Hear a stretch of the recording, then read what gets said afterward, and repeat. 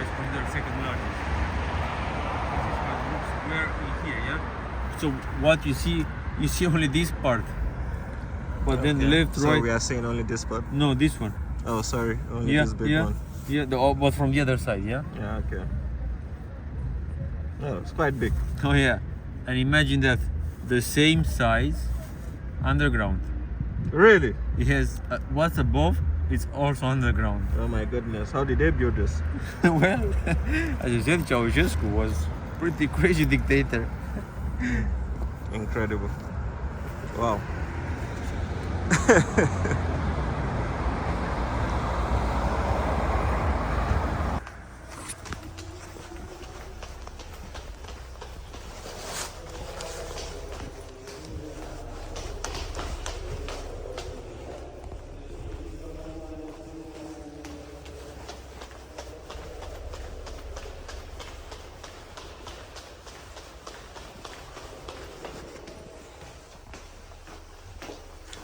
That's the beautiful concert hall.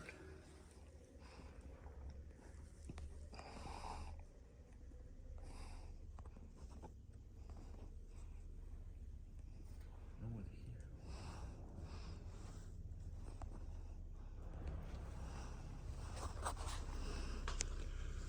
A very nice fresco. 360 degrees fresco. You can get a clip from starting from there.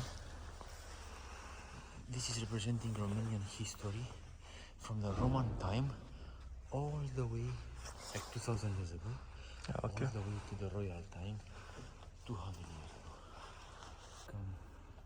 They come and practice here.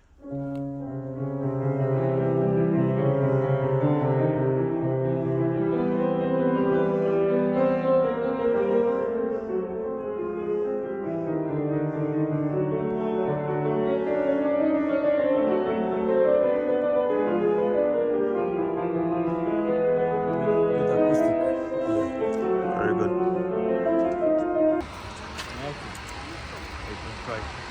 To get a nice clip from here, going all the way there, like distance.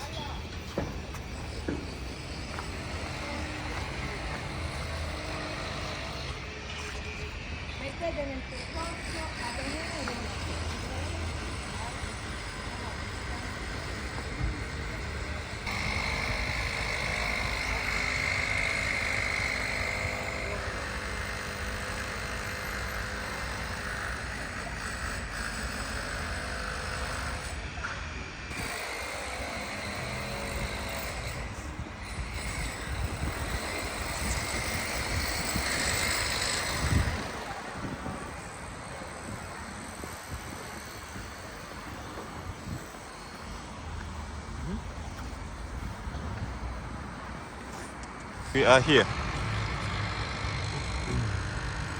It's a good view from here.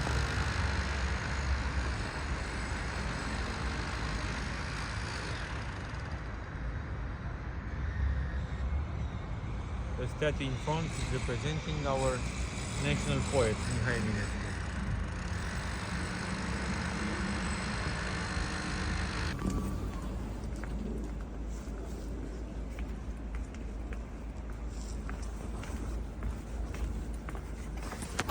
It's an Orthodox church. As most of the churches in Romania, as mentioned, 95% of Romanians are Orthodox.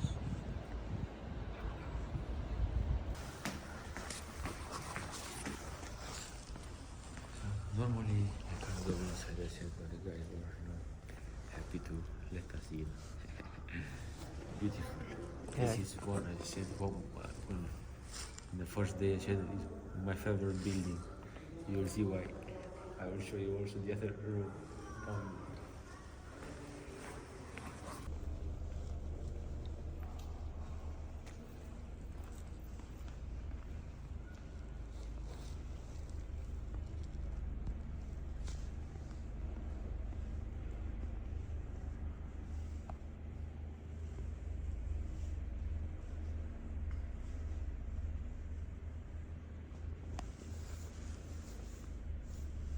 They left untouched the building, so you can see on the bricks bullet holes.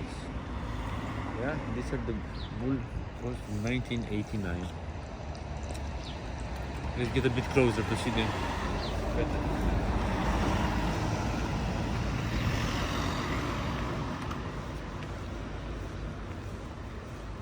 Those are almost destroyed, and then they build a modern office building inside. You see the bullet holes? Yeah. Yeah. You have to make it full of Jewish shops. Was on the right side over here. A beautiful entrance was kept. This we call it a passage. The passage was built in 1891. A beautiful architecture inside, inspired from. Yes, exactly that one. Let's have a closer look.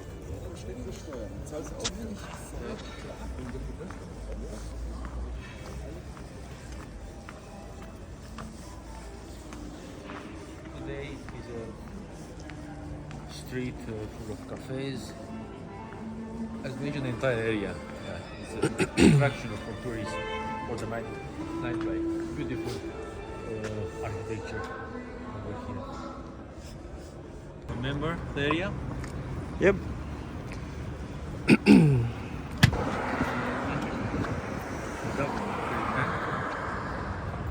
The building was built by the French architect Paul Gaudreau in the beginning of 1900s. The French Baroque style.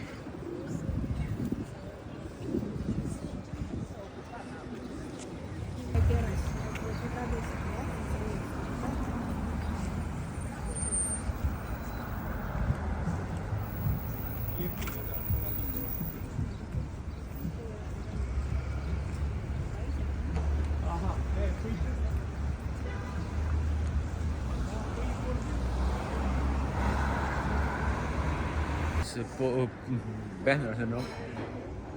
Just to understand what's Romanian food. A lot of meat, and beer and wine, and pretty heavy sausages. In general, it's.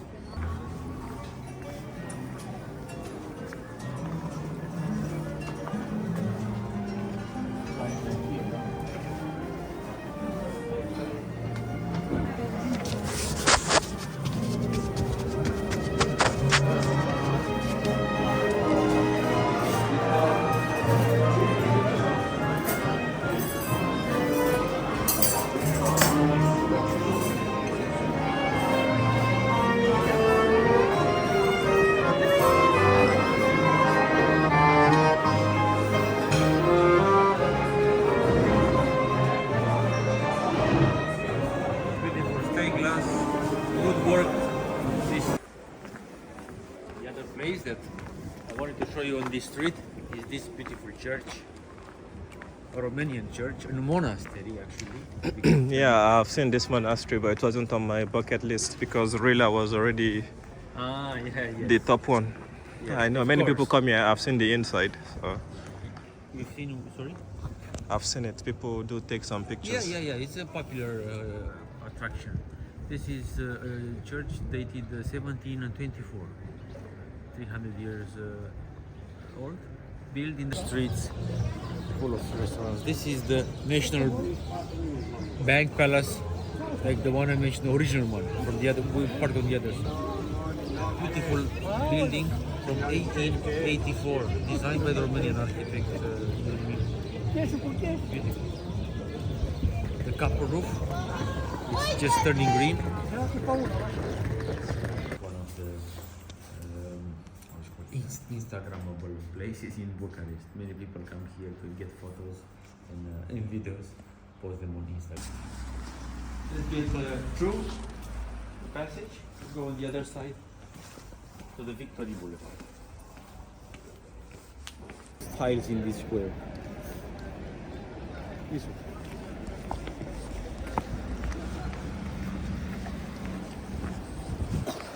As an entrance to the hotel.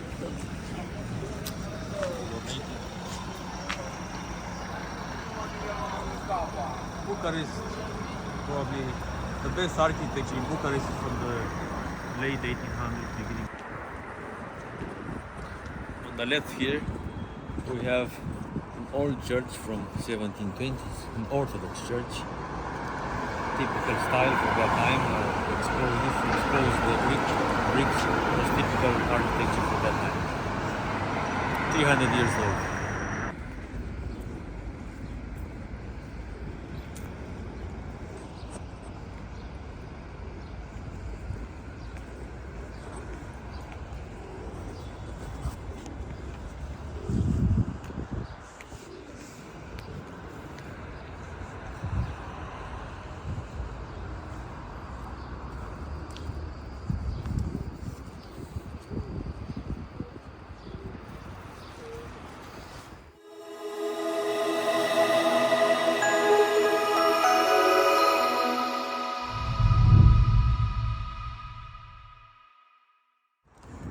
And we just got to the Revolution Square.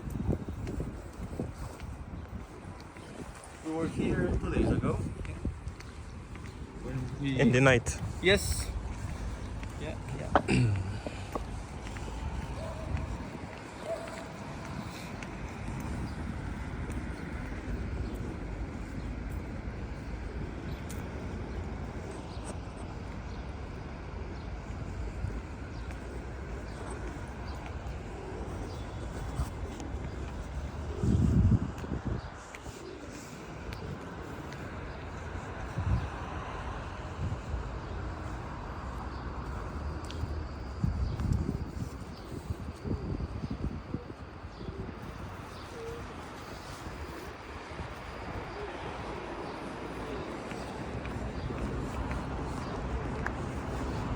We are in the Revolution Square, called Revolution Square because of the events in December 1989.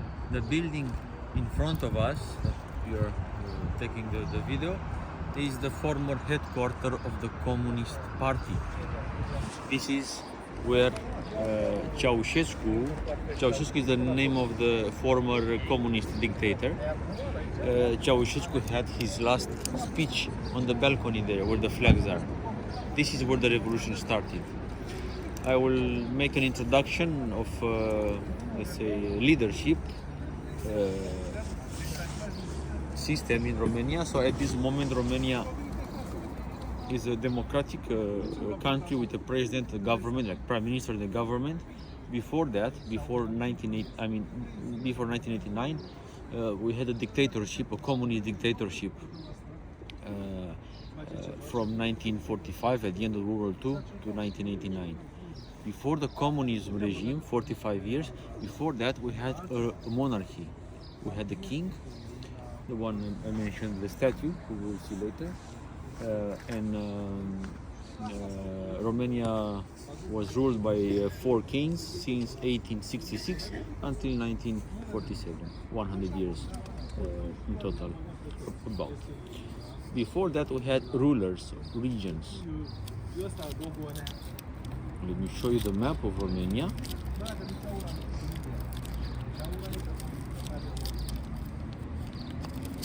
Over here, the map of Romania, as looks today, was divided in regions. The original Romania territory was somewhere here, like this. Used to be called Valahia. Valahia joined this part, called Moldova, in 1870s, and then later on in 1918 we added this territory, which used to be part of Hungary, as we call it today, Transylvania, at the end of World War I. Transylvania, big territory. The Carpathians are dividing regions. So we had rulers in each region. For example, here was Vladimir Peller, Dracula Count. Yeah. Since 1918, the shape of Romania is still today, because all along the history changed. Like this part, Moldova was lost in 1940s. The Russian Soviet Union took it. The part here, Bulgarian took it.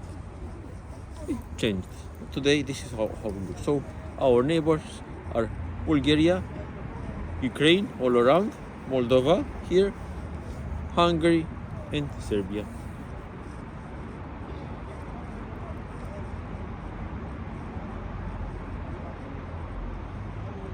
There's the crest of the royal family, monarchy. This is the communist one. Way different, right? And this is the one we use today. Looks like Serbian coat of arms. Serbian? Okay. Well, this is actually, you know, this is the one in the middle in our case, but without the royal symbols. Coming back to the revolution. So after World War II, Russians took, Soviet Union took the influence in Romania, and they pushed, like, lift up the party, the Communist Party in Romania, and they managed to get out the king. So in 1947, the king was exiled. He lived in Switzerland most of his life, where he died actually, and the communists took over. Then we had one president, Gheorghe Udeș, 1945 to 1965, and then 1965, Ceausescu took over, and he installed this dictatorship system, which was pretty, let's say, bad for quality of life. Good for the country, because he managed to make the country an independent country, self-sustaining country, but at the price of what's called punishing people in a way, because we had no rights, you know, like regular people. I'm talking no rights, no freedom here. The toughest situation was in the last years of Ceausescu's life. I'm talking about the 1980s, when he decided to pay the country debts back, because he borrowed money before 80s. He borrowed money from international funds to develop the country, as mentioned. He was a self-sustaining country during communist time. He developed the infrastructure. I mentioned about the apartments built for everybody. So everybody had a place built in the communist time. He got a place for free where to live, and then he built not the infrastructure in terms of buildings, but in terms of the sewage, centralized heating systems, centralized like electricity. Everything was done in like a city administration. Then transportation, from trams, buses, to underground, to trains, like heavy load trains and so on. Then we talk about industry also developed. Oil industry, agriculture, of course, a lot. Diamond industry, gold industry, like gold extraction. So it was a prosperous country. When he decided to pay this money back in the 80s, he said that I'm going to pay the debts in a very short period of time. So for saving all the money for the debts, he started rationing the food. He started exporting the food to get the money back. So people were actually starving here. I was born in '82. I was born in the communism time, so I remember pretty well the life at that time. These are some images from the 1980s, when people were lining up on queues and lines to get food. You could get only certain quantities of food, and the food itself was limited. I mean, not every day you go in a market, then the shelves are empty. You know, not so much to find there. You see the food truck and people lining up. This is a line for the grocery selling milk and yogurt. So people were keeping the line with their empty bottles and milk and yogurt, waiting the grocery to be opened or to get some. So the market's empty. I remember this when I was young. Just getting inside, nothing to buy. You had money, but nothing to buy. Everything was exported. This is a line for gas. People could wait 1 week to get some gas. It was winter, like cold. It's not a lot of snow. No option. So waiting on the lines was something common in the communism time because of this food shortage. Because of this reason, people start to fight back. Yeah. Another reason, as mentioned earlier, was the freedom. We had no freedom here. Ceausescu managed to make a system of controlling, the people by terror, actually. Not in a nice way. You can see here some photos from the political prisons. The statue here is representing one of the communist opponents, Iuliu Maniu. He was sent and he died in prison. This political prison today are abandoned. Looks like this, all abandoned. We don't use them anymore. This is a photo I put in my presentation talking about the National Archive of the Secret Police. The Secret Police was surveilling people, making notes, files, and any time you could be arrested and sent to jail. And not only the Secret Police, but your neighbor could spy you, co-workers, friends, for some benefits. Yeah, same as what is happening now in CIA, FBI. Yeah. Still happening. So. Still happening, yeah. So living in a country with this feeling of being 24 hours watched is not nice. And it was also a closed country. We could not have a connection to the exterior. We didn't know what's happening outside. No news from outside. Everything was organized, all the news, media, by the government. We had no idea what was the reality, let's say, outside. They were controlling the phones, the letters, mailing, everything was controlled. And that's why people started to protest different cities. Timișoara was the first city where people started to protest on 16th December 1989, and then other cities in the center of the country, and then much in the south, Bucharest is.